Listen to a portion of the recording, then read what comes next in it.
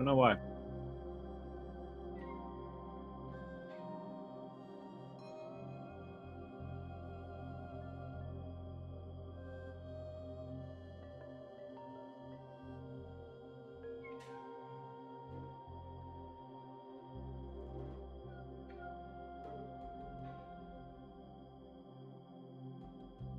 Well, given that you're on Apple, I imagine there's like it's not probably for the most part designed for Apple, an Apple environment.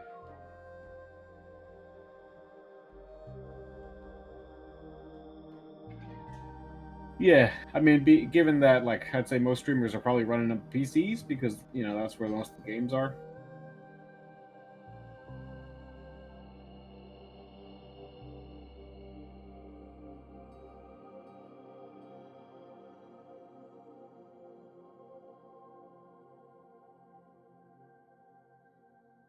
All right.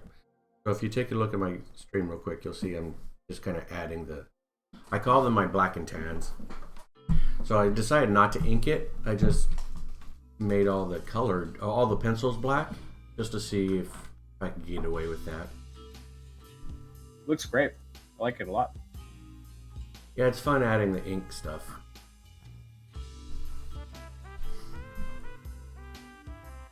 We're gonna have to.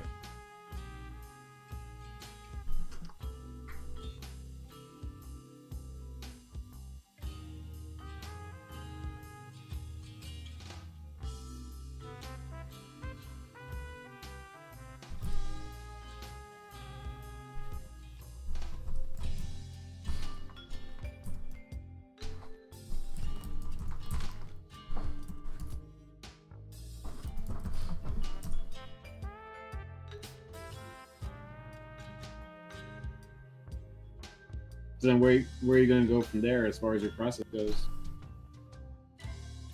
For this, I don't know. Making the pencil lines black is just an experiment.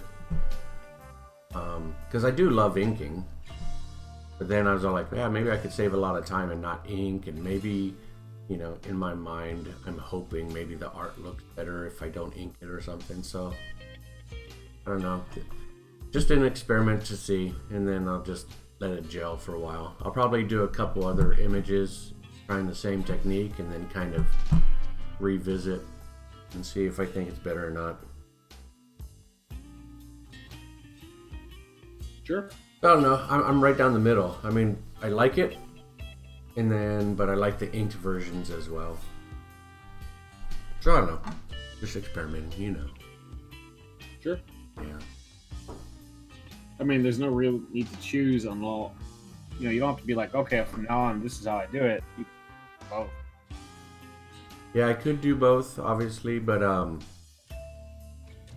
of trying to focus on one style, if you will, and trying to make that one style as good as I can. And I really like drawing this way. It's just that, like I was saying before, maybe if I could draw in this way with the cross-hatching better, I would like it more.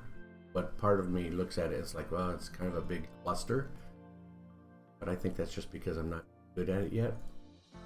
But I've always liked this. I mean, it takes a while. Yeah, I think it takes a while to sort of get all the cross-hatching going. Yeah. I think. So I think. Like to make it all copacetic. You know who's really good that I see online lately? He's got some great cross-hatching ink work. Let me see where.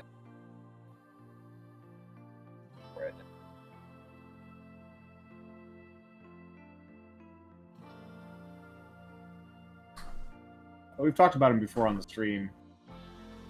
He's from Spain.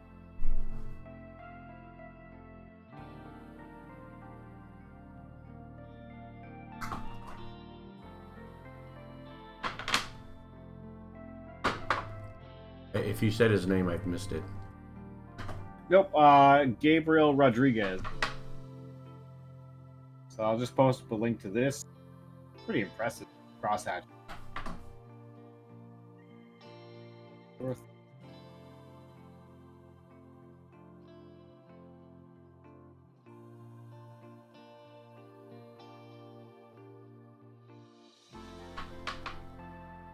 Oh yeah,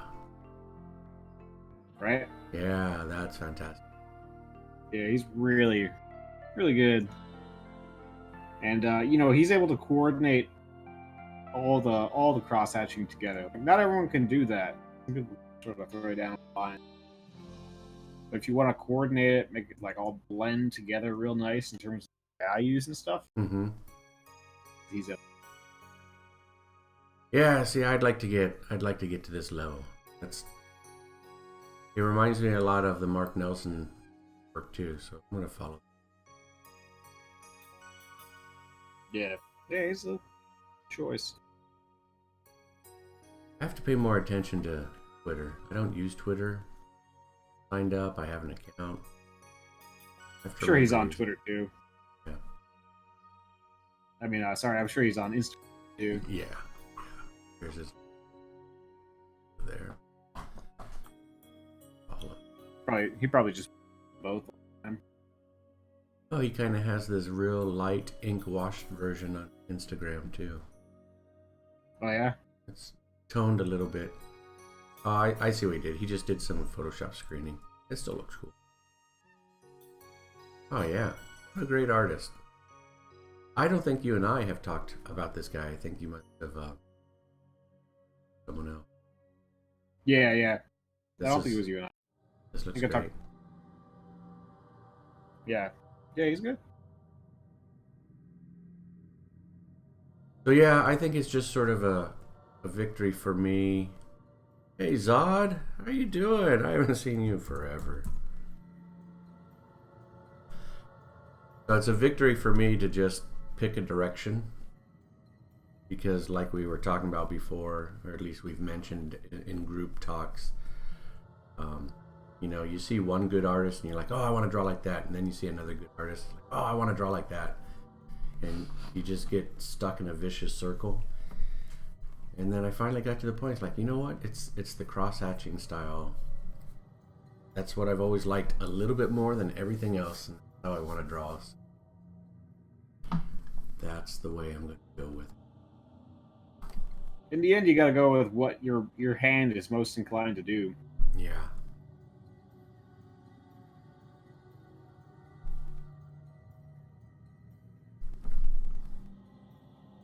Oh. Yeah, that's right. Out of practice. For a second, I thought Zod couldn't hear me since I'm talking to you on Discord. But I'm like, wait a minute, no, he'll hear me because of this.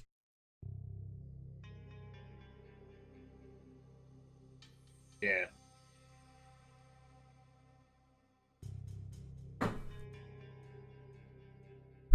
Alright, so I really want to get Safari to work with our better.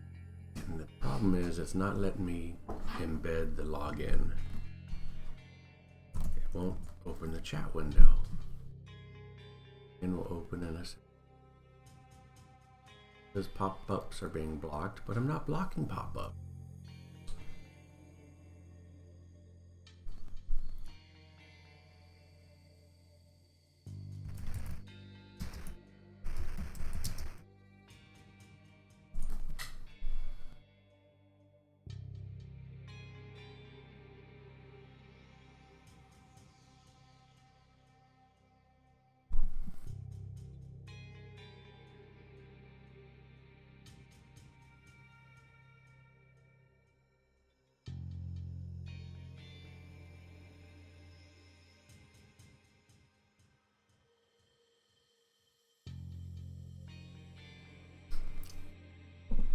I always meant to ask you, the game, right? Is that your second book? Yep, that's right. What, why'd you guys decide to do the game after White Ash instead of continuing White Ash? Probably have to ask. Oh, you mean? Well, we are still continuing White Ash. We're gonna come out with issue 5 and 6 at some point. Mm-hmm. So it's just I suppose getting the iron in the fire going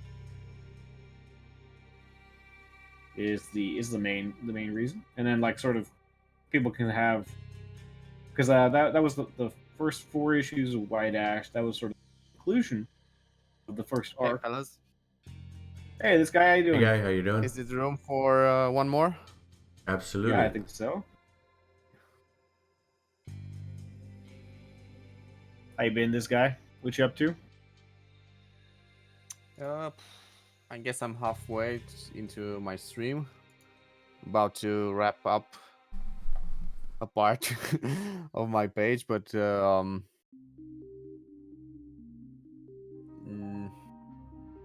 I guess I'm calling it quits for a few days on this particular page and jumping to the next one. Sure, it's probably wise. There's some complicated light show that I need to work on the ceiling and walls, so I'm probably going to do a study sketch before I attempt anything on the page. Sure. Yeah, you need to have a game plan going into it. It's complicated. No, I just want to get to draw it more relaxed instead of just keep drawing something and deleting and keep drawing something and deleting. Cool. I don't know if that makes sense. Makes sense. Whatever works for you, I guess.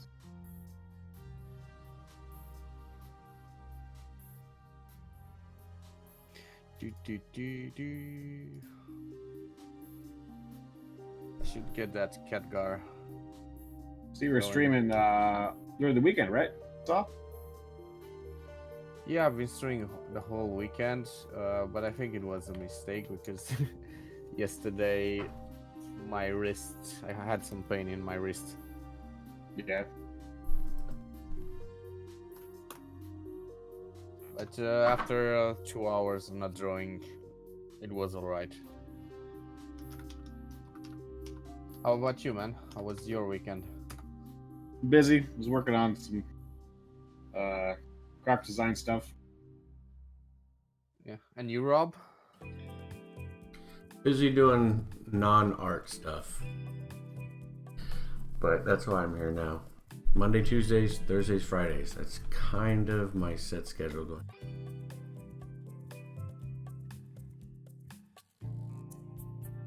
Yeah, I think I streamed too many days in the week. I mean, I stream all of them. No. Yeah, if I could swing it, I'd do 5.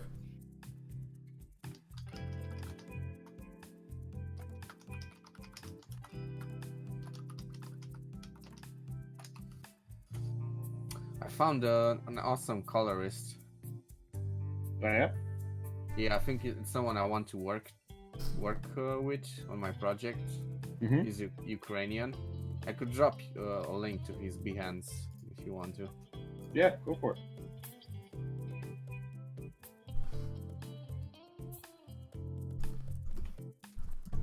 Like, he has that colors I'm looking for, and he really knows what's going to print well and not print well.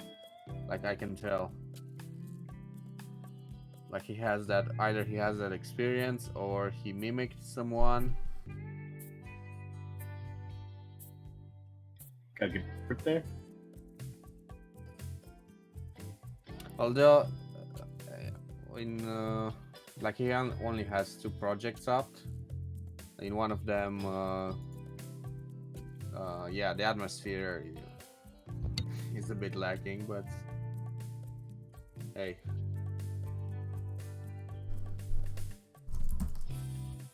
And one of the characters in these samples actually looks like you.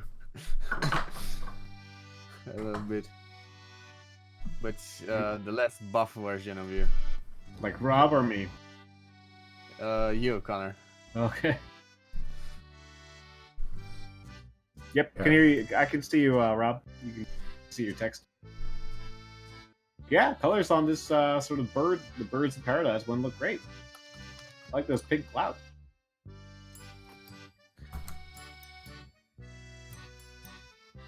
I like this Minotaur you're drawing, Rob. Oh, thank you, sir. Thank you.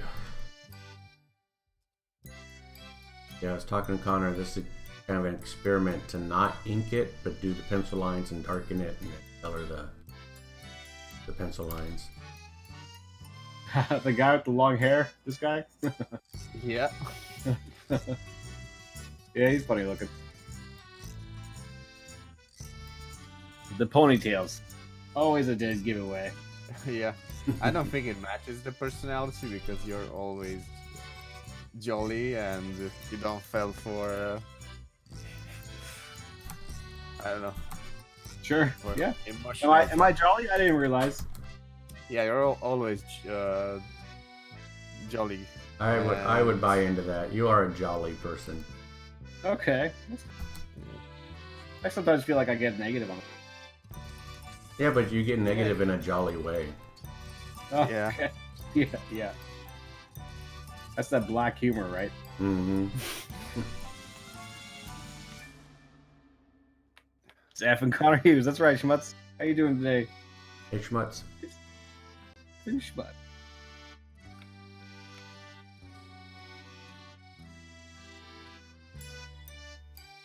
Jolly Hughes. So you can see, Zod, we got lots. Everyone's jumping in. So just want to say, yeah, you should join us sometime.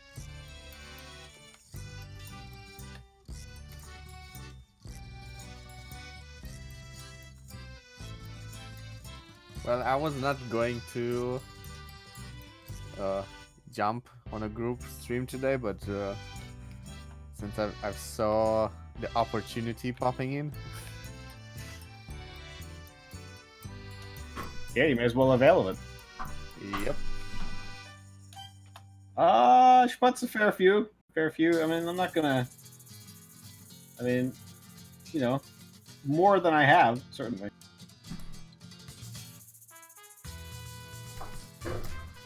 Hughes line is anyway. It's up, yeah. That's a good show.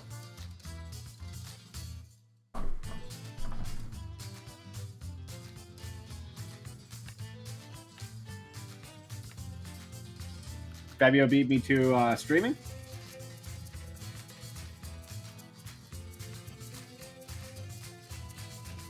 Sorry to hear that you're sick, Schmutz. What do you have? My daughter's coming down with a little bit of something. We went to the hospital or the doctor's office today. Hopefully, Yeah, that sucks, man. yeah. Getting sick's part of life. Get the chaos comic. But normally you're the faster one, but circumstances could fuck with that. They sure can. Isn't Fabio at the New York Comic Con or something?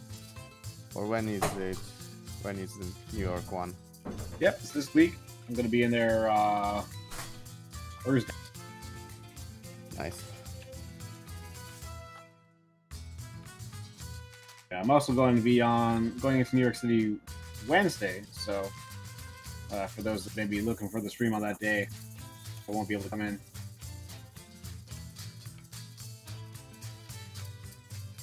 No, in real life stream, Connor, at the con.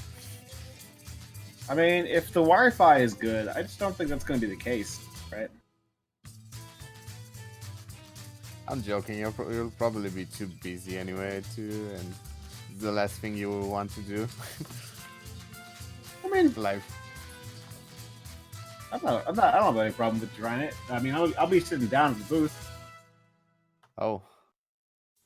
Oh, so you're probably just going to be able to put a camera like Chris did, Yeah, exactly. and just draw away. No bird lead. Yeah, you're right, Charlie. Yeah, so I'll be designing on Thursday at Scout. So yeah, I mean, I could put up a camera or something. My phone would probably die.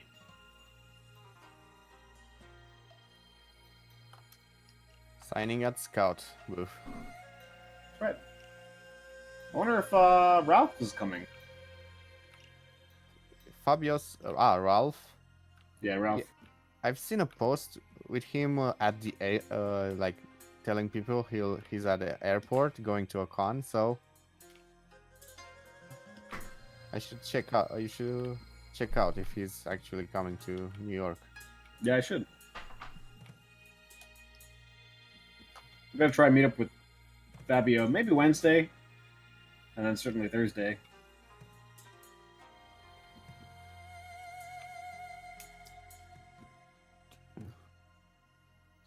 How about you, Rob? Any cons? I am not brave enough to go to a con yet. Should. I feel you. I know I should. There was a very, very small one I was going to go to in San Diego, but I think I missed it this year. I went to it last year, and I thought, okay, I'll try this one because it's super cheap, super affordable. You know, has a couple thousand visitors, but I think I met up some people at San Diego. They were really enthusiastic fans. I met them in the Stan Sakai line, and they were real. They were saying about how there's that other small con that it's very good mm-hmm. for smaller, smaller like reputation individuals or whatever. Yeah, I'm sure it was the same one. Did they say it was Yeah. created by the same people that created San Diego Comic Con? They didn't say that. I'm not sure if they were particularly up on the history of things, but they seemed to be going to everything. They were like con obsessed. They loved it.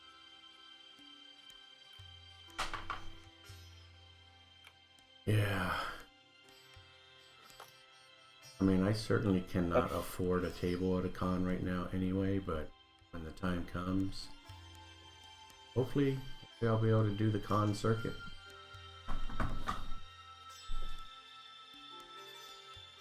Yeah, I mean, you're gonna have a lot of prints up, so because you have all these drawings of characters, and you can just create prints of those, Yeah.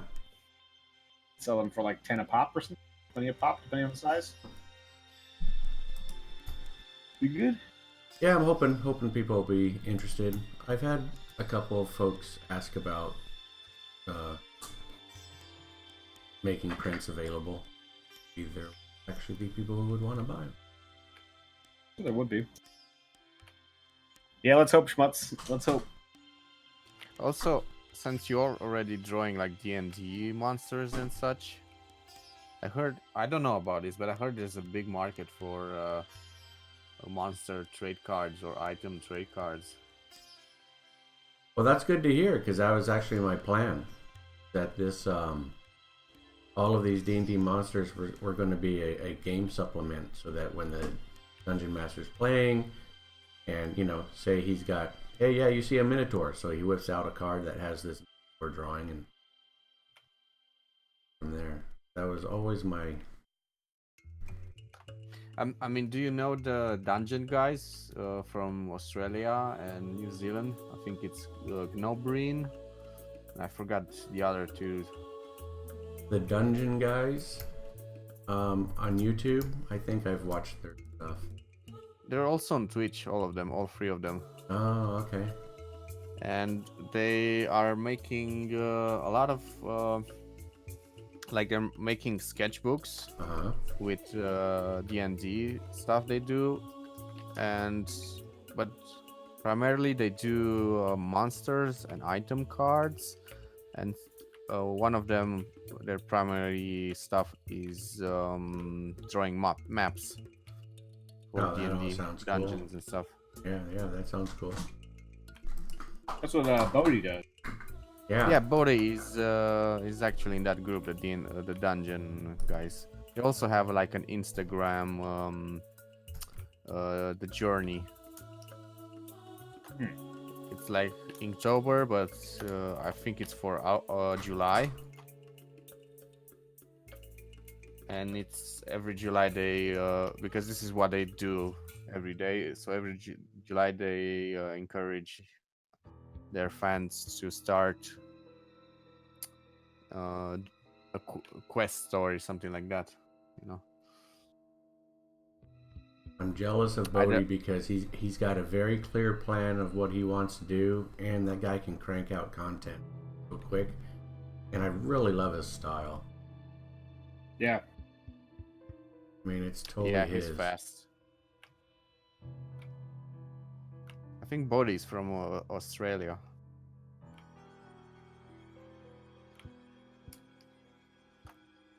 What kind of miniatures are you contemplating, Schmutz?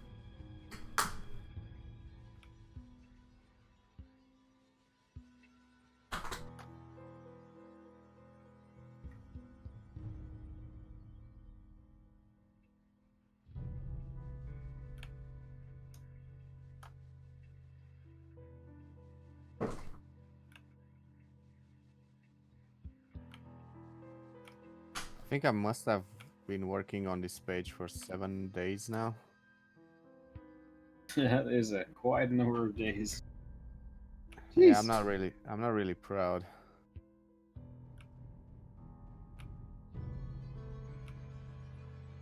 Should be. Nope. Spend that many days on.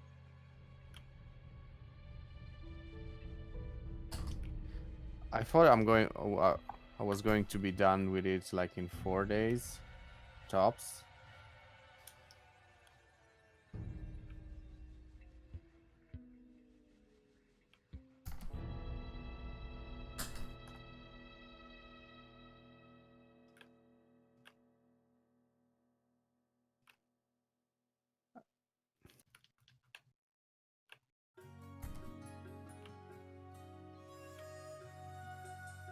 Usually I think that I'm this slow. I was thinking that I'm this slow because of the style I choose to draw, you know, very detailed, but I think it's because I just don't have a game plan, and most of the time I'm improvising something and trying to figure out how I want to do things.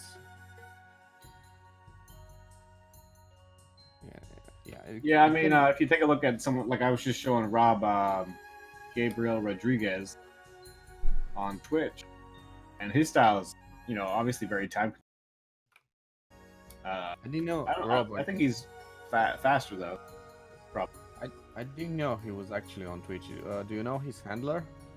Sorry, not Twitch, Twitter. He's on Twitter. Oh, I follow him on Instagram. Yeah, he's crazy. Yeah, he's awesome. And that Robert Show guy. Oh man. Can he cross hatch?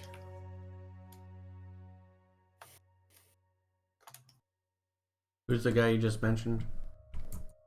Robert Cho. He usually makes nude books, like books of nude women. Really cool art.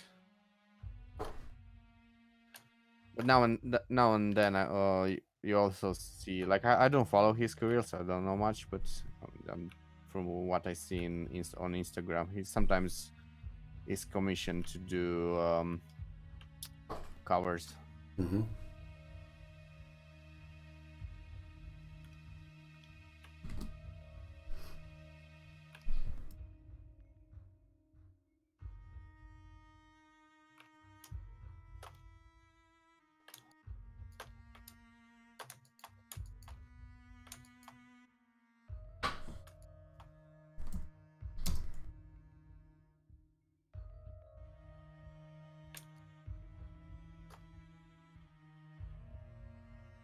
How you spell his last name?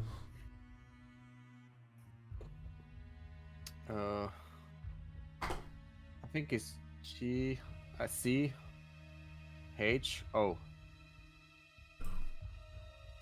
Let me just find him for you. Yeah, I can't just do a simple search on Instagram to find him.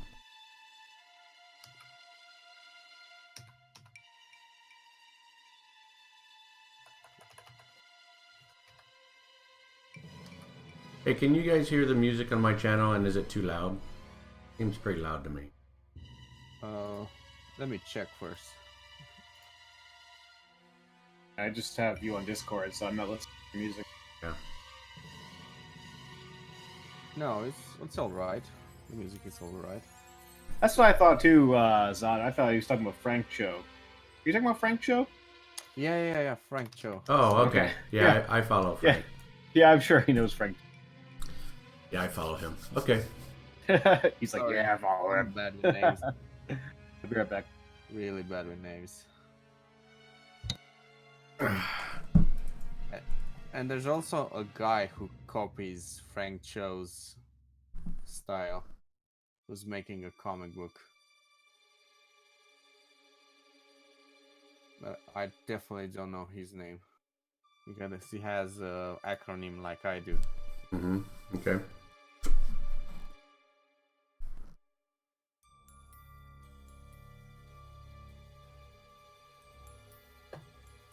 Yeah, I was looking at Frank Cho's artwork for that book he was doing, the ballpoint pen cross hatching thing. That's pretty amazing.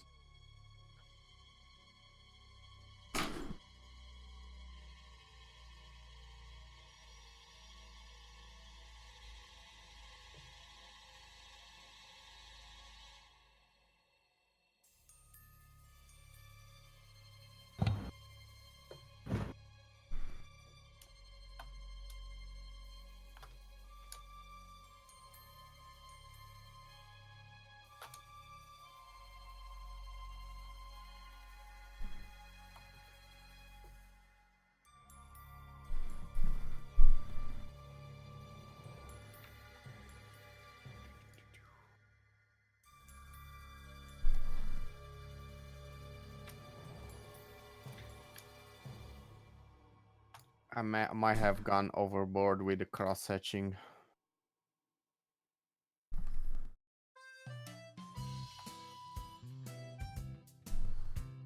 I find it very hard to do. I mean, to cross hatch effectively, you know?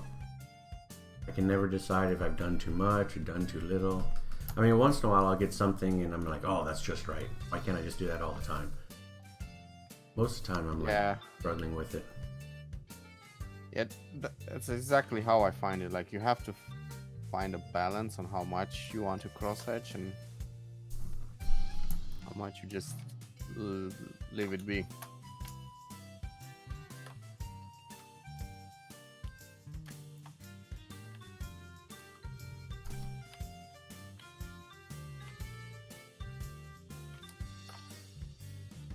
And sometimes you just ruin it by doing the wrong width for the crosshatch, and it just pops out when it shouldn't.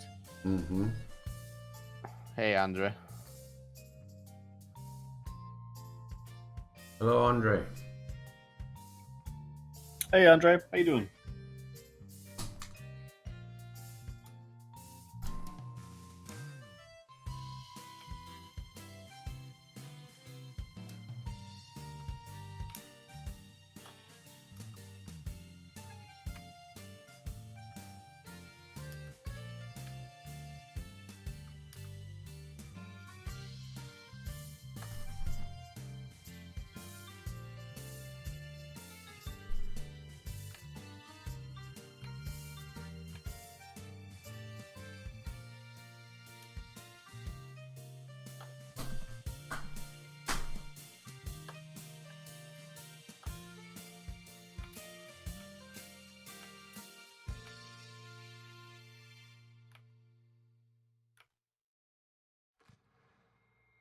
How was your weekend, Andre?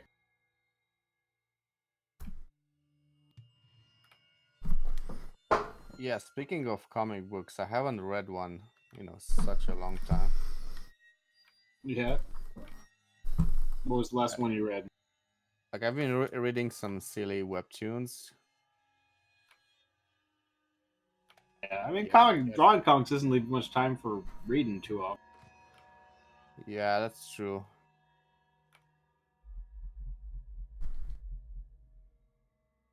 Comic I read was White Ash. And yeah, it's darn expensive. Yeah, the hobby of reading comics is freaking very expensive.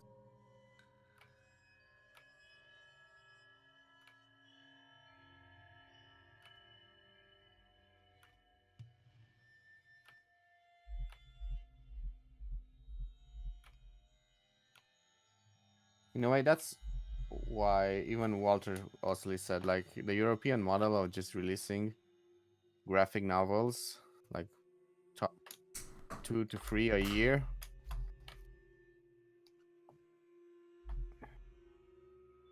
is a little bit better on refining the artwork.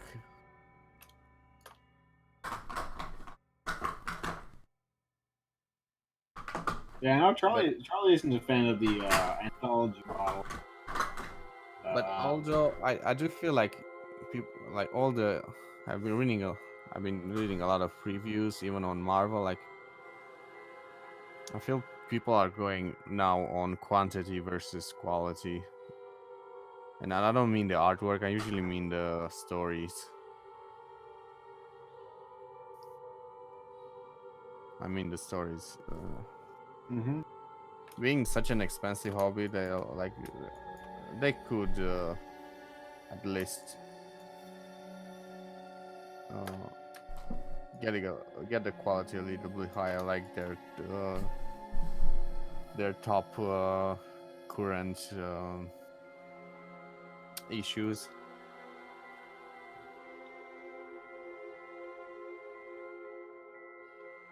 Like, why can't we get novels like the mini Hawkeye series that was released a few years ago?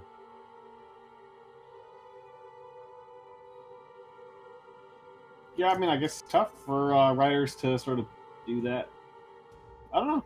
I mean, on the monthlies, the deadline, I guess, probably pretty rough on as well as ours. Yeah, it's true, but yeah, they could scale back a little bit and just do limited runs, like actually finish a story now and again, instead of doing that monthly, going on for tens of decades, same story, same. Well, they're constantly resetting their canon, though. Constantly resetting the universe. Yeah, that's true, but I mean, even if they do the long run, I love the way they do the Batman or the detective comics. Now and again, they will make a limited storyline. That it will finish at some point. I don't know how Detective Comics runs or the Batman. But like Batman Incorporated, or the way they wrapped up what was the series before Rebirth that nobody liked. Sure. Whatever.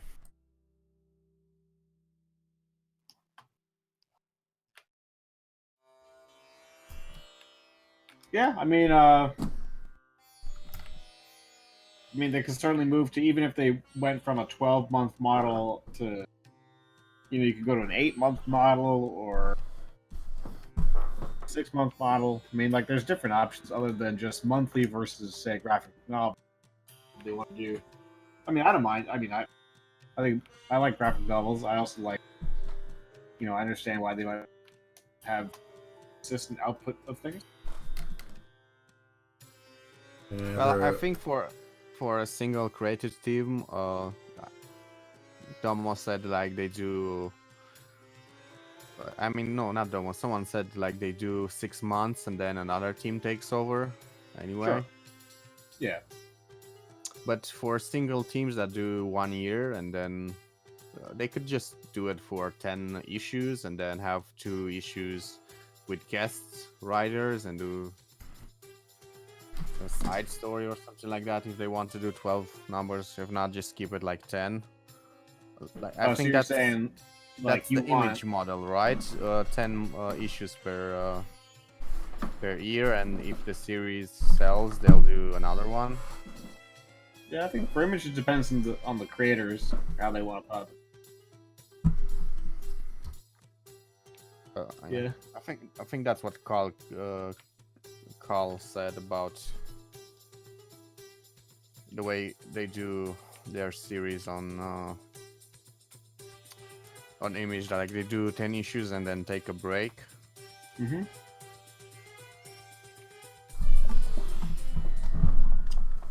Sorry, I've been keeping the conversation away from Andre. Sorry.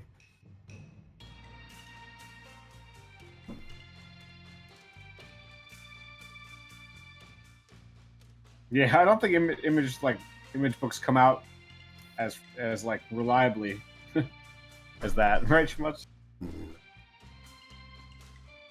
Yeah, well, I wouldn't know. I'm from a small country in Europe. It's 1/3 of California, so.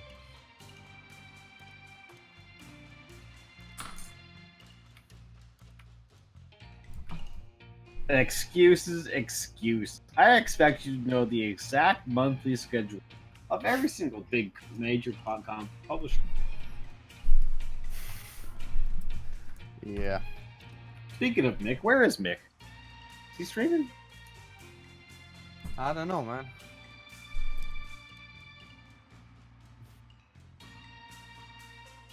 Yeah, he's streaming.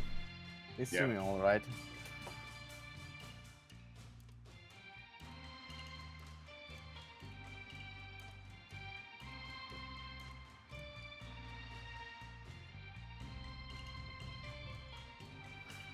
Like, he's thinking we would not notice him.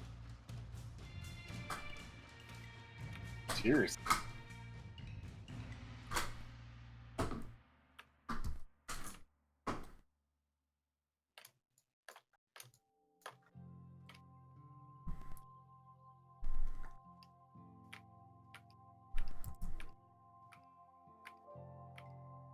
Anyway, how would you do it, Rob? How would you release a comic if you ever made one?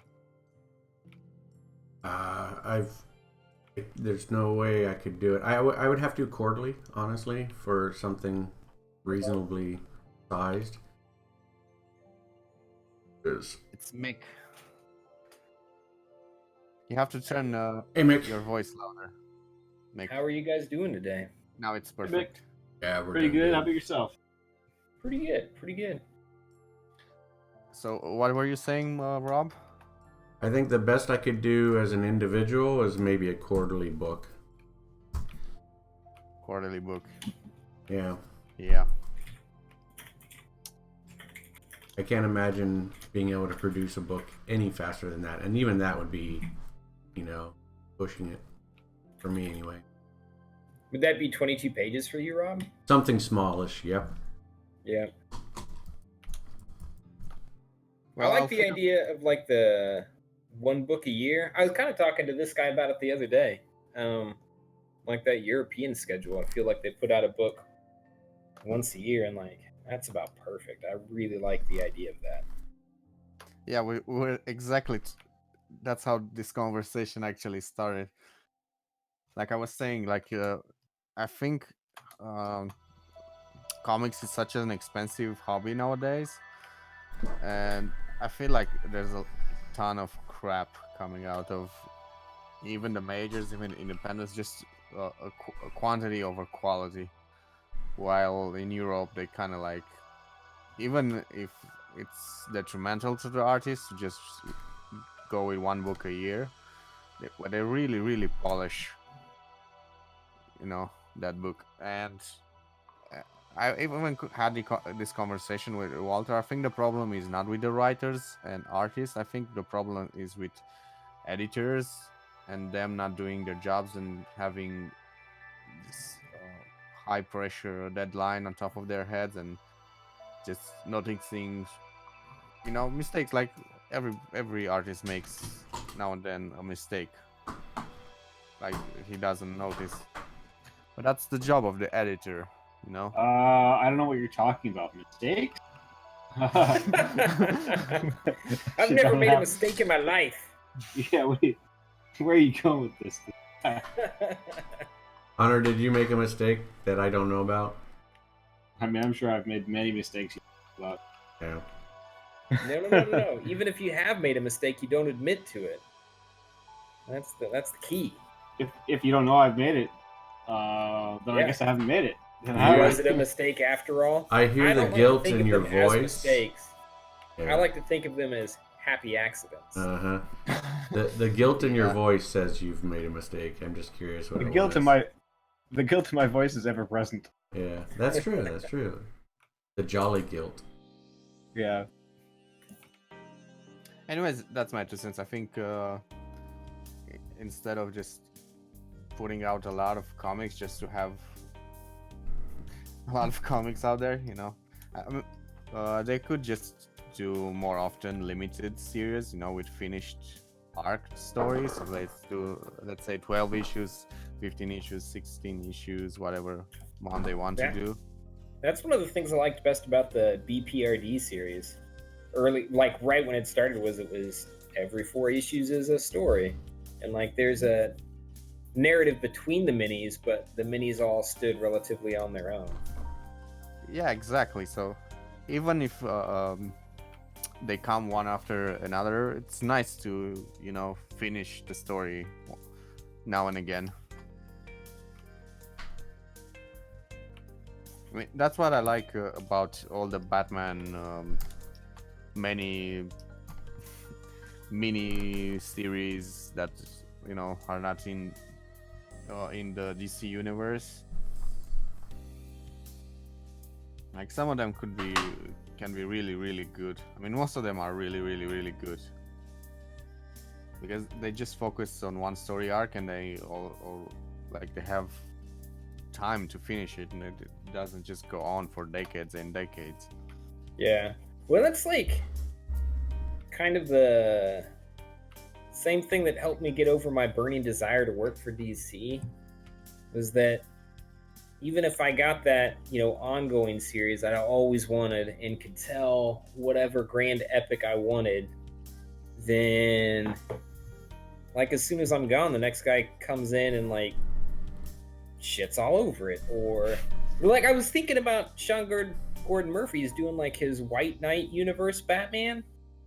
And as soon as Sean Gordon Murphy is gone, there's going to be some sort of interdimensional crossover so they can bring that version of Batman into the regular DCEU and just contaminate all of those beautiful stories. Yeah, I guess I did actually see it that way. I seen it more that it's no point compromising the story or the art per se. But when talking about the art, it's more about having a consistency and good sequential art. It's not really about the art style much. Like there's this I shouldn't mention it because they're a bit assholes, but I've noticed this problem when I was watching YouTubes of idiots talking about comics. Shit talking about comics, and because I was trying to understand like why are people shit talking their favorite medium all the time. And one of the videos actually pointed this out, like it's not really about how good the artist is if no one in editing bothers to fix mistakes like having a character a close-up with the main character having crossed eyes, stuff like that.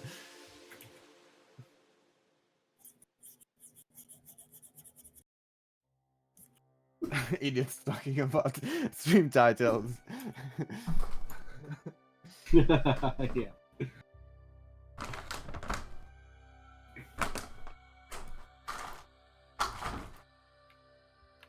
I mean, yeah, people are going to critique movies. They critique movies, games. People have no idea how to make any of these.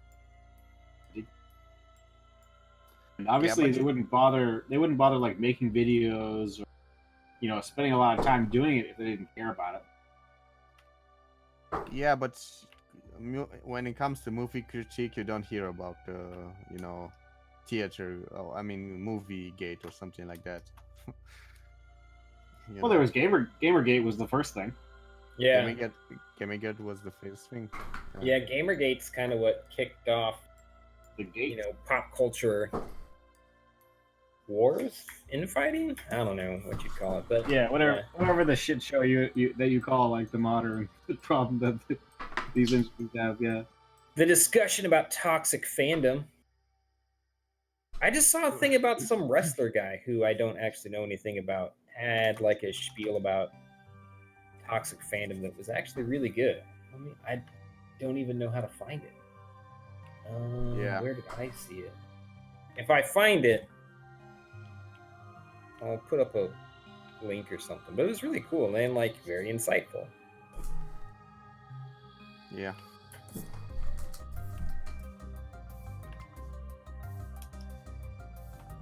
Anyways, coming back to how many comics should I release per year? I think since I want to maintain quality, I think the best way is for me to go with 8 or 10 per year, and have at least 4 issues done before starting to publish. Like I've noticed from the experience of local publisher, it's much better to have to publish constantly and then interrupt for a while and then come back with constant publishing than to have just random publishing times. I mean, it works for Kickstarter, obviously, the way Connor and Charlie does it. But even there's a consistency there. I mean, Charlie plans his Kickstarters at semi-regular intervals, so even though they're not frequent, they're somewhat predictable. Yeah, I mean, if you started making Kickstarters every month, I mean, people would totally zonked out on. Not to mention, Charlie would be completely zonked out on. Yeah. But well, and too, like I think Connor makes an important contribution to that, in that even when there's not a Kickstarter going on, like Connor is a constant presence on Twitch, so there's an awareness and visibility there that even without a Kickstarter active, you can still engage that audience. Yeah, absolutely. I mean, that is to say, when I'm on. Yeah. You know, he's been more consistent sometimes than others. Yeah. This whole fatherhood thing has gone straight to his head. Yeah, he's enjoying himself too much. All this free time with his daughter. Yeah. What a jerk. That's time he's taking away from us. I don't know how he lives with himself. I don't know how I live with myself either. I'll have to be right back once my dad follows me.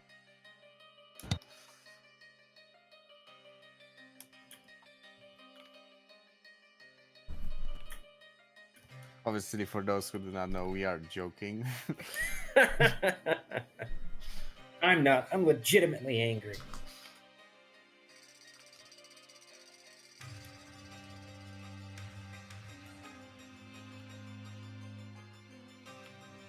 What are you guys working on today? Man, I'm about to finally put the final touches on this panel, and then the only thing left to do is the light show, which I'm gonna leave for another time. Also because the light shows they're a bit tricky because they have to be done in color, and there will also be some dark spots, you know. Yeah. And so maybe I'll leave the light show when I'm doing the flatting or the coloring. I'm just finishing up my Minotaur. I tried a few days ago to work on the light show, and I just didn't like the results, and I said to myself, like, yeah, I'm probably going to waste a lot of time on this thing before it's even time to finish it, and I'll end up fixing it again, or in the coloring phase anyway. Yeah. So I think it's better to just finish everything else before doing that. Coffee Table Comics.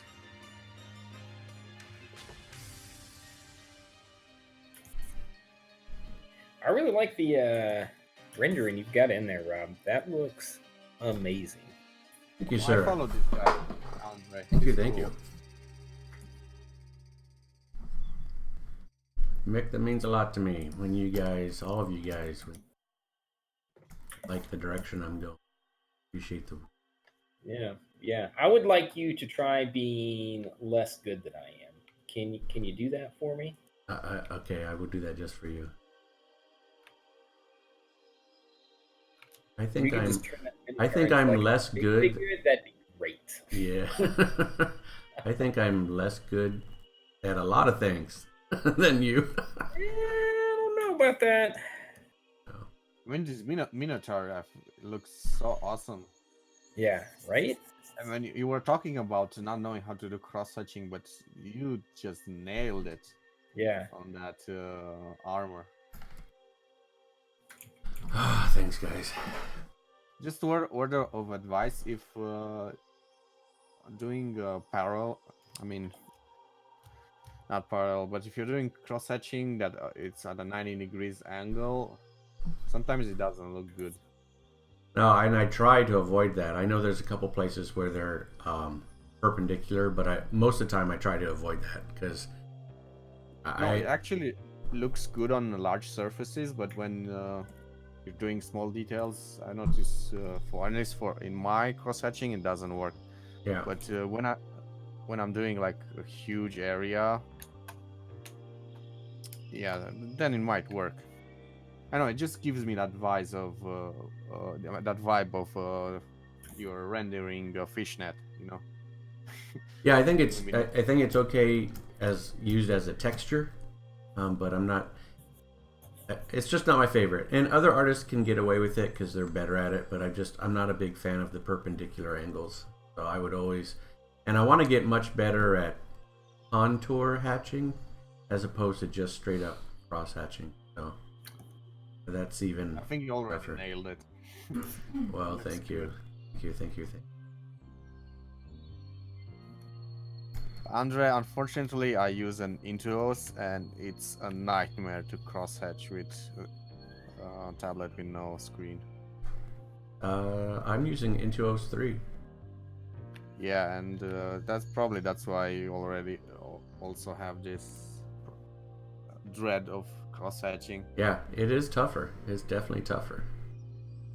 Because you don't know where the like your intuition tells you where you want the line to go, but it's still there's no eye hand coordination, and the line will go the way your hand feels like going.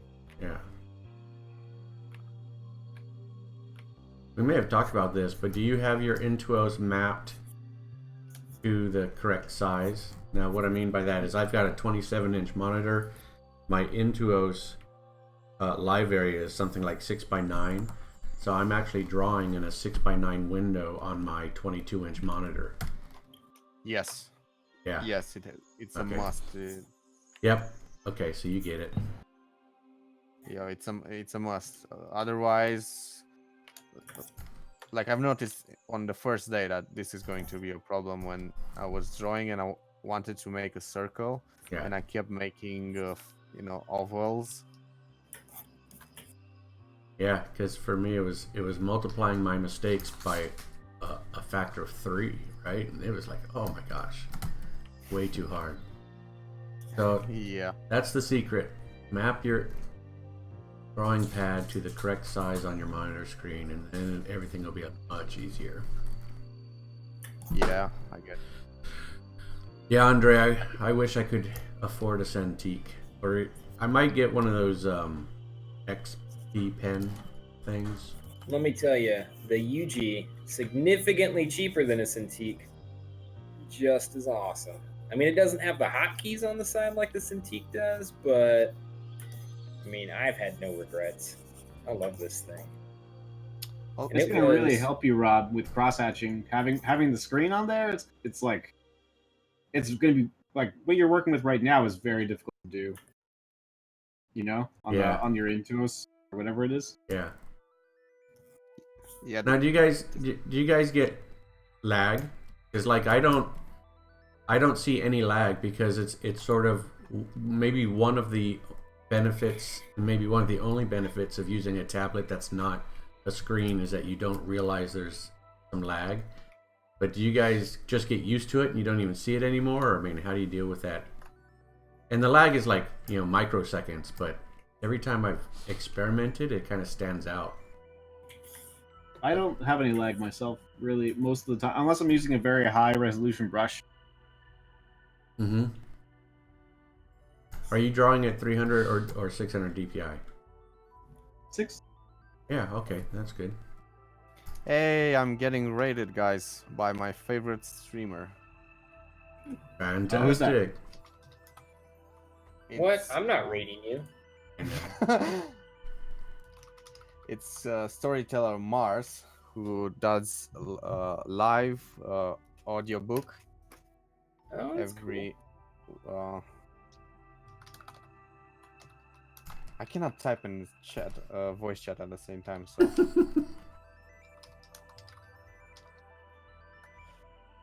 hey, fellas, welcome. I'm quadruple streaming. I have to add also my comic card to the link. Don't worry about me. I gotta leave in like 8 minutes, so I'm not here very much longer. Oh, okay. So then I'll be triple streaming with these great artists, and there's also another disembodied voice ghost. Yeah. 3 great artists in a voice. Yeah. Welcome, guys. How was the stream, man?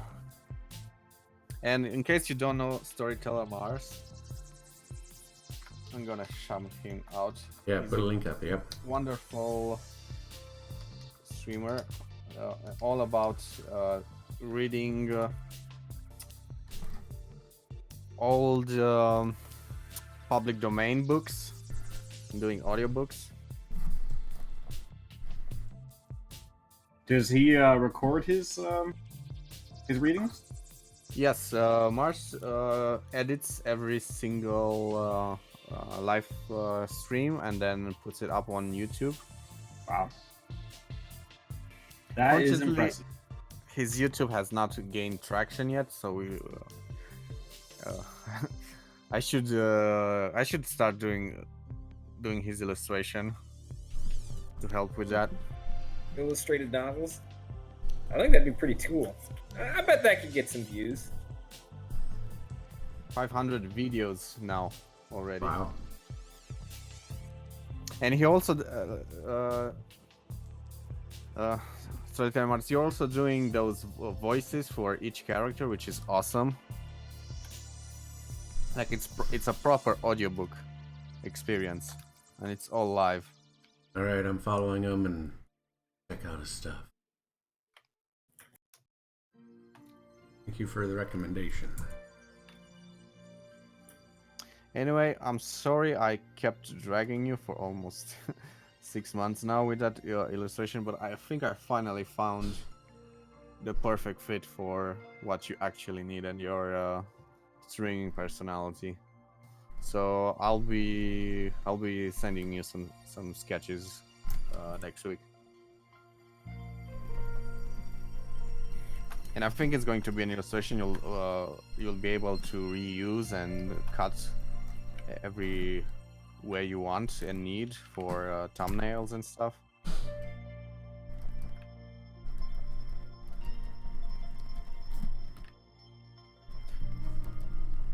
You know, that was the reason why I was so pissed about my previous sketches, that they felt like they're not proper illustration, because you cannot use them. You cannot cut them and use them the way you need the design to be, and that's not a good illustration.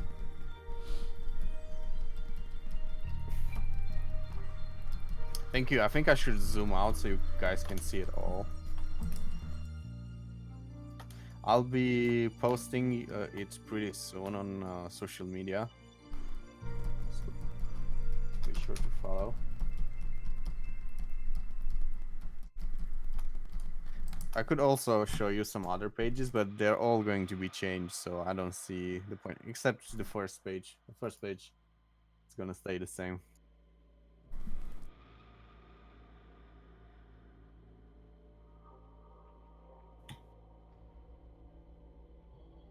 And be sure to follow all the other awesome guys on this triple stream, especially since I've hijacked the audio again. No, man, when you get ready, that's what you should do. We know how to clear the stage. Yeah, Thank you. I've already followed your man over there. I haven't actually listened to any audiobooks yet, but I mean, I'd like to. Hey, thank you, Blue Kobold 120. Ditto. Thank you for that follow. And also, Blue Cold is writing for. He wants to do a webtoons. Unfortunately, he wants to do a very, very, very long webtoon, so I'm not up to that for that. But if anyone is interested in finding, finding a writer, a novice writer, Kobold is your man. And I've been something, I think, followed or something. Yeah, KCool83, thank you for the follow.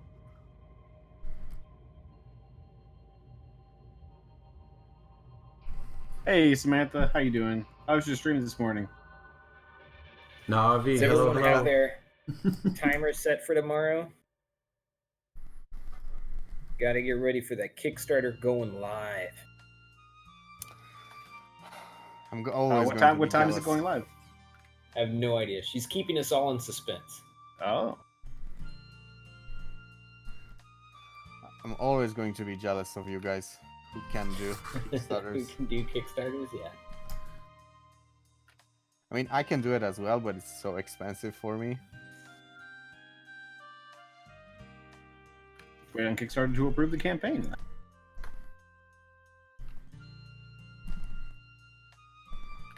Ooh, 12 tomorrow. ADT, what's that? Atlantic Daylight Savings? Do you guys do daylight savings up there? I thought you were a more civilized people. Yeah, I'm pretty sure everyone does daylight savings. Not I Arizona. it's thought going only to us be- backwards Americans did daylight savings. It's going to be removed from Europe as well. Oh. Well, I mean, think we do. there's plans to pass European legislation, but the problem with European legislations is that it's peer pressure legislation. So unless every single or the major countries adopt it, it's going to be a suggestion.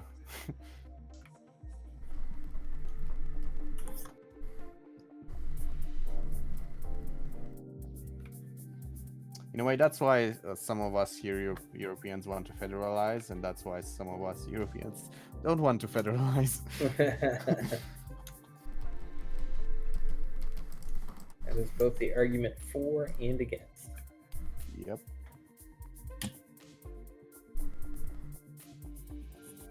So, what's the goal for your Kickstarter, Samantha?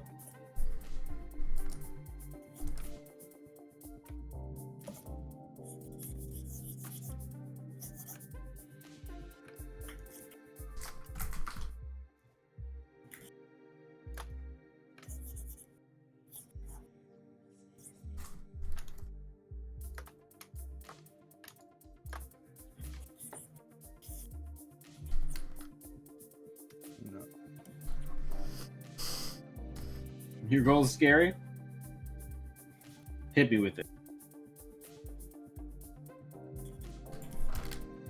$6 million.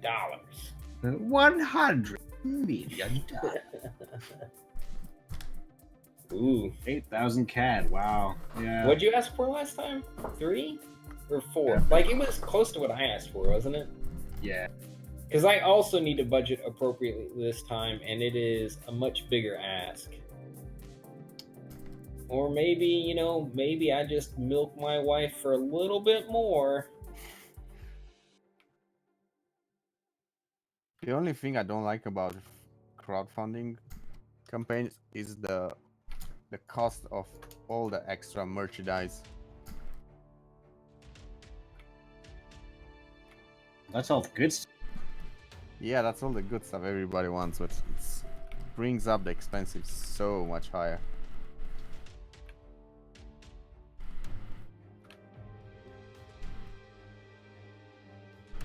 Yeah, that's the point of the crowdfunding, though, that it pays for it. Yeah. So you just gotta make it worth their while.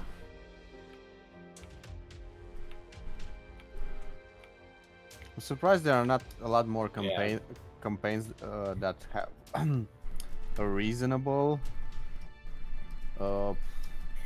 extra goodies.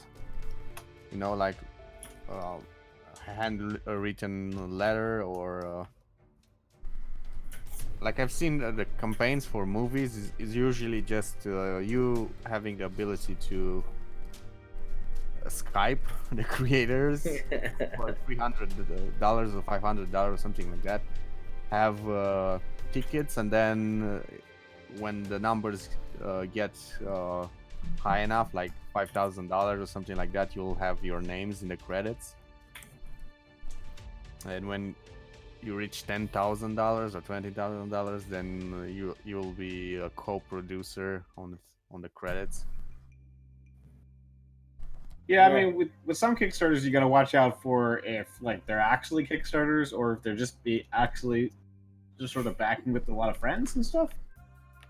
Because that can happen with movies, or some. I've seen some books where it's like, yeah, okay, out of nowhere, that's what you. No way, like you always like people. Some people have, ways and means of, having people give big support. It's already like lined up. Yeah, I hated that when I was searching for a pamphlet from Backer Kit, and then they just reached me directly, and they straight up recommended if I don't have friends with money, it's probably not a good idea, or a mailing list. Mm-hmm. And they said I should shell out the money out of my pocket and then just put a number there. And I said I'm not looking for a popularity contest on Kickstarter. I can, with the amount of money I will lose, I'll be better off doing ads. Hey, speech, Mutz. How is it? Good. She's good. I think with Kickstarters, you need to find that balance, to have at least 30 to 40% of the money coming extra from the Kickstarter if you are going that way. Otherwise, it's a bit pointless. Have you guys read up anything about this whole Kickstarter union thing? I have not. I kind of want to dig up something about it, but I've not looked into it too much yet. But while I have an opening here with which to speak, I'm going to say it was nice to talk to you guys, but I got to go already. Yeah, I had a feeling. You know what? Tomorrow I'll set a reminder and I'll just be in the Discord already, as opposed to forgetting I even have Discord, which I do 90% of the time. Yeah, I was surprised. Like, you shocked me Saturday actually having a conversation with me. Little old me. Mick was talking to me today. Yeah. I was like, wow, I just feel so famous now. Yeah, will wonders never cease. It's the gift that keeps on giving. Hanging out with Mick. All right, guys, have a good one. All right, see you, Mick. Take care. I've heard this song like a million times. Yeah, you've heard about it too, Smith. Yeah, I've just seen little bits about it. Like, apparently the guy is like saying no to the union. So I'm like, okay, maybe, but I mean, in general, it just makes me think about how little they sort of do in general as a platform to like make things better. But wait, who wants to unionize? The people doing Kickstarters or the employees? The employees of Kickstarter, as far as I know. again, I've only been like kind of like, oh, a headline here, a headline there. I don't. Speaking of unionizing, there's also news of the biggest worker. There's a big union for outsourcing outsourcing workers in Germany, and they recently launched a sister union for YouTubers and streamers and whatnot. And they plan, if they get enough members, they plan to sue YouTube for to have their way. You know, Yeah, I think I heard about the YouTube union. uh, the talk. I mean, the move is against YouTube demonetizing people at their own discretion, which is basically not paying people for their work. Sure. So Well, that's the main it's thing not they strictly push. what demonetizing. Like it's not demonetizing would be not putting ads under people. But they Videos. do still put ads even on demonetized videos. You just don't get the money. Well, I think I think probably that's just to cover. There are ads that they may profit off of, I assume, and then there's ads they just are there to maintain operating costs. No, they're just a bit shady with the problem with YouTube is that they shelled out so much money. Thank you for the follow. They shelled out so much money to content creators at the beginning that they need to reverse now the gears and give out less so they can actually keep the revenue stream going and going. And also they Yeah, I mean want they to were running into like a loss before because they were giving creators so much, but that doesn't mean they have to give out creators in that way forever. yeah, I always forget the devil's advocate over here. Yeah, but you got me. in terms of business, you are right. You know, like this is what you signed up for. This is what you get. But the Germans want to change the rules of the game. I'm sure they do. That sounded like reminiscing of something.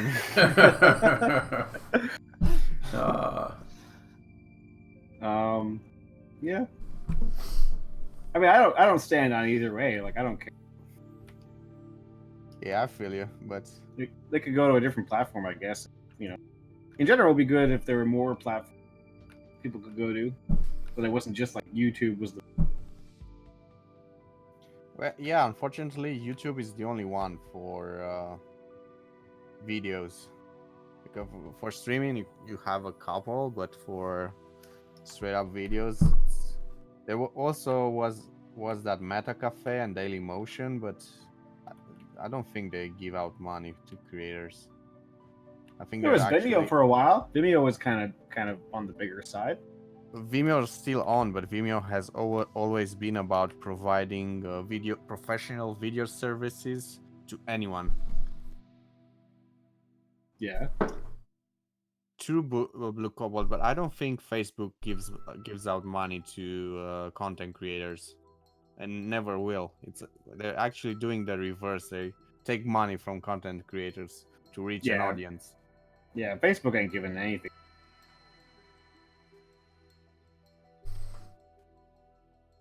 You can sell your videos on Vimeo. Oh, yeah, they also give that option where you can sell to viewers, pay per view. But Vimeo is mainly about providing professional video hosting and video solutions to both small users, like free users and whatnot, the user base, and also big companies that do huge streaming of events and stuff like that. Sure. Yeah. I mean, there's different models. Vimeo. I agree. There aren't that many. And Yeah. also for like you said, independent filmmakers to monetize their festival level movies, that can't even make it to a theater. because of lack of distribution deals and stuff.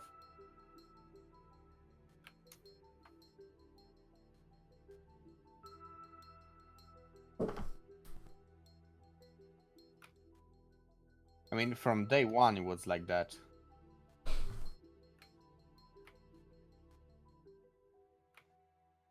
I think the first time I saw Vimeo, they only allowed certain ad agencies to upload videos to their platform, and they had a invite membership, so you had to had some connections at those agency or at Vimeo or have a friend who worked there to give you an invite to be able to upload videos. Yeah, I mean, Vimeo's always sort of been artsy fartsy. Goes as far as video hosting goes. Yeah, I know, Andre. That channel's great, right? What's it called? Croaky Cafe. Where do they go again? They changed to Vimeo. I thought they also went someplace else. But yeah, Croaky Cafe is great. And then people were complaining a lot.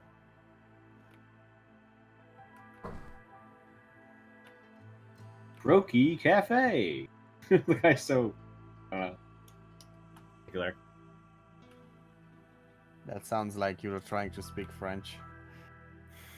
Well, that's how he says it. I mean, I don't know if he doesn't say it with a French accent. No, he doesn't.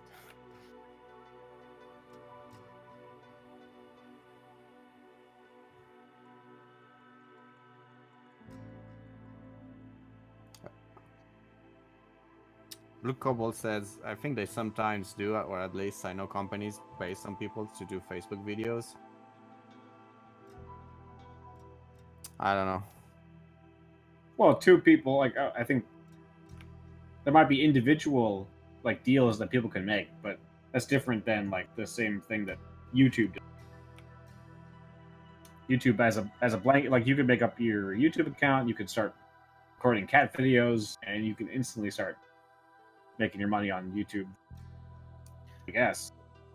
Well, I know on Facebook you can actually sell videos to ad agencies. So let's say you have a sponsor like you have it on Instagram. You want there's a sponsor who wants you to push a product. So you present like a very funny, unrelated video that you made specifically, and then at the end there's the logo and a link to the sponsor's, offer or what coupon or whatever. Sure. Yeah.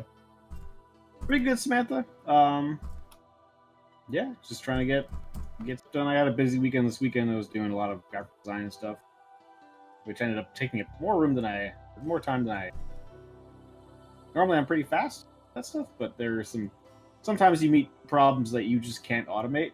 Because I'm generally pretty good at automating those problems. But anyway, it was good. Oh, fellas, I'm gonna turn off my music because I cannot focus.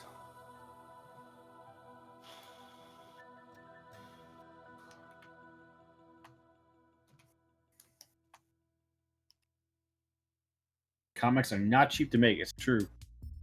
Yes, Connor. And Charlie have kept saying this.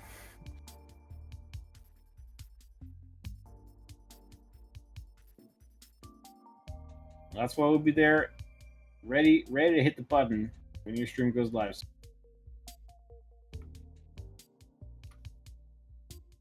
I'm going to be dropping off my dad at a doctor's appointment tomorrow, but hopefully I can stop by on your morning stream.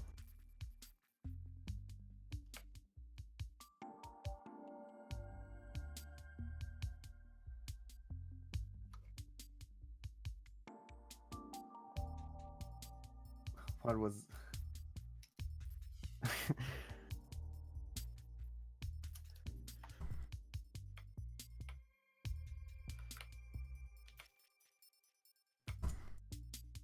Now, me, on the other hand, I charge a lot. Right, Charlie? Totally bent you over the... or rake you over the coals. But also, speaking of how expensive they are to make, they're also cheaper than ever to produce. Like considering how hard it was to multiplicate pages in the old days, as there was not you didn't have inkjets or laser jets at your disposal cheaply. Sure. Yeah, the capacity to produce all the colors and all that stuff. Yeah. But it's all relative to demand, right? I think the demand is a lot lower. Yeah, and we can also print now like lower numbers, so hooray for indie comics. But back in the day, you had to at least 10,000 copies. Otherwise, the print shops would not even look at your offer. Right, because they couldn't afford to print it. Offset printing was not very effective. There's a lot of waste. Well, if you printed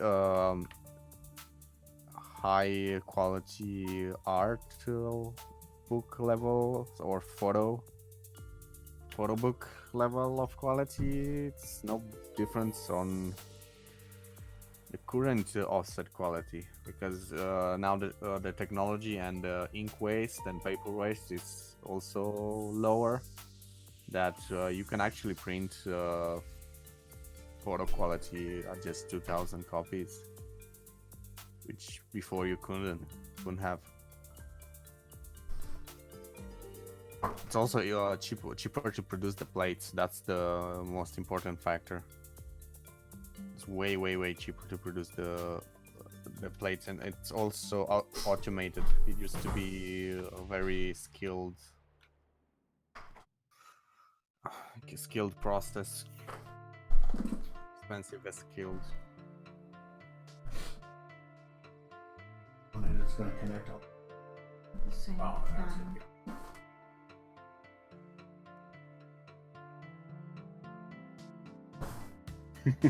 Charlie. Yeah.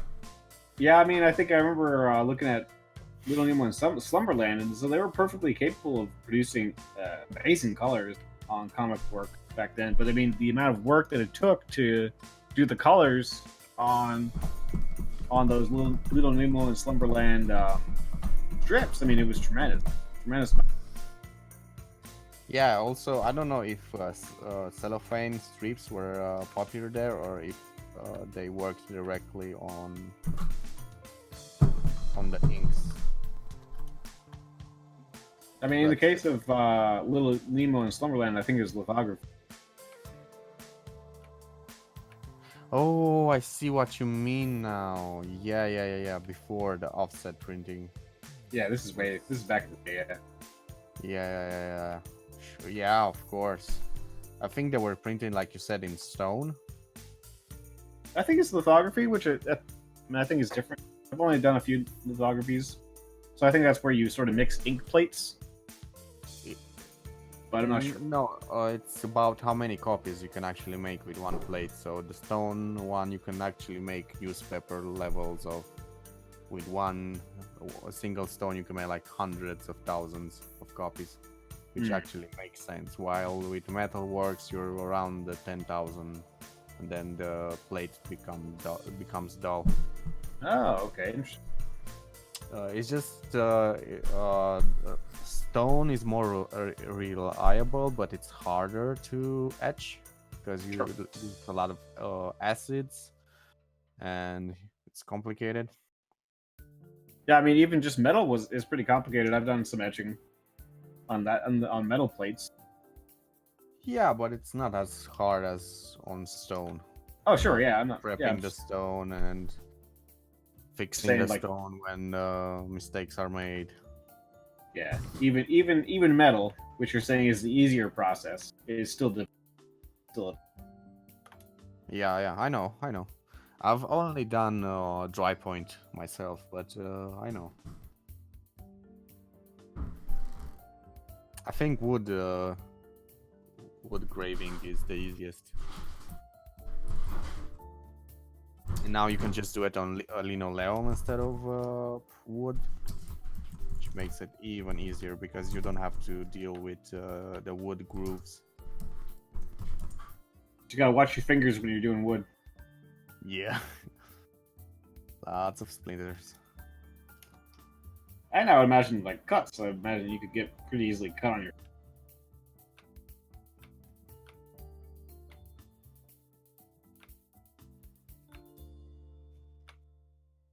Oh, did I answer your question, Samantha? That I was doing well? Oh yeah, I did. Sorry. I put things into the backlog to answer later, and then. If you're doing high volumes, Andre, a laser is not the way to go.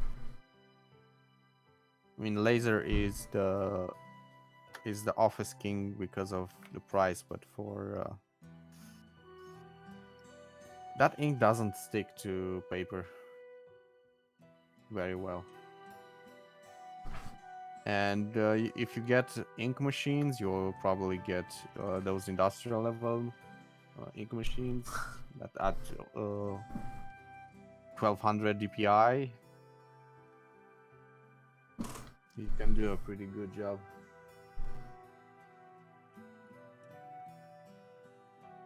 I don't know, even for short runs, man, I would not. Like, I'm still eyeing, like, there's the cheapest printer, I think it's like 12,000 euros. It's the one you get in, you can find in copy shops, cheap copy shops.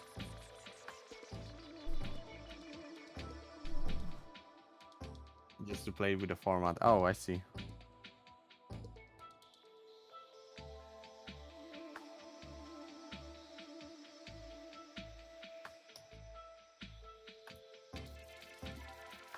Well, you just need one with high resolution and a lot of overpasses.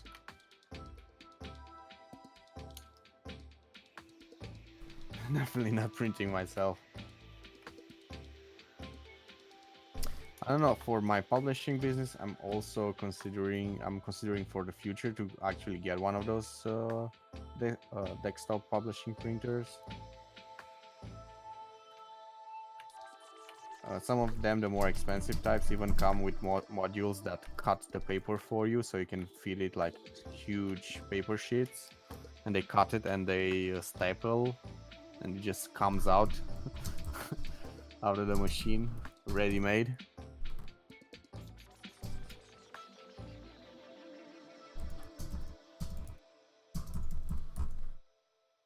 That's what I like to hear. Ready-made.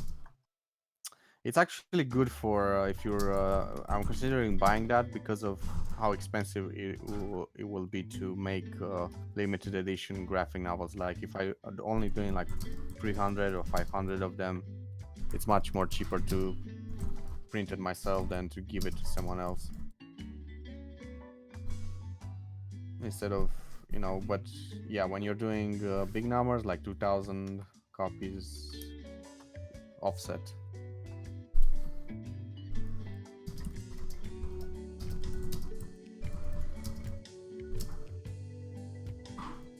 You've done a design on those?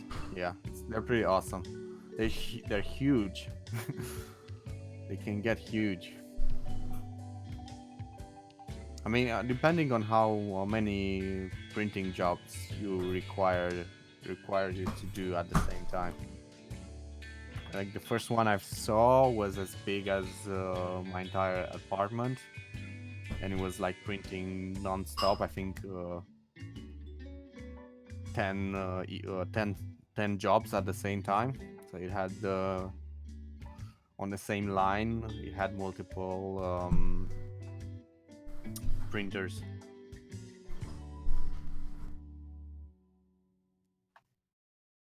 All right, I'm going to cut in because I'm going to cut out. Hi, Rob. So it was good Thanks for hanging hanging out out with you today, guys. Yeah, man. Thanks for letting me jump in. Yeah, no problem, no problem. I was just posting to Instagram where you were telling your stories and stuff. So it worked for me. I was busy. You know, I love Instagram. You post something and you get automatic, or not automatic, but really fast feedback from people you don't even know. But it still feels good. They're like, yeah, we like it, we like it, we like it. Yeah, I always get surprised how fast people like it. Yeah. I don't know. Some of it, I used to think some of it was like auto-liked, like governed by a bot, but I get likes from different people, you know, in seconds. It can't all be bots. I know, Surely. right? So, but yeah, it's always fun to get that. But yeah, I posted my Minotaur with the question of like, tell me what you think. Is this a hot mess or do you like where it's going? So we'll see if anyone responds. Probably curious to see if I get feedback. All right. So yeah, that's it. I think anyone that's in my channels, in your guys' channels too. So not much for me to do other than say good night or good day, folks. See you, Rob. I hope to be here tomorrow, so I'll see you tomorrow. It's good. And if nothing else, Connor, I'll see you at tomorrow's game because I'm really looking forward to it. Yeah. Yeah, get ready, man. I think I'm bringing a wizard. need some firepower, right? Yeah, try it out. Goes. All right, see you guys. All right, take care. Are you playing like multiple characters, Connor? Well, the way this campaign works, it's like it's all like a Darkest Dungeon.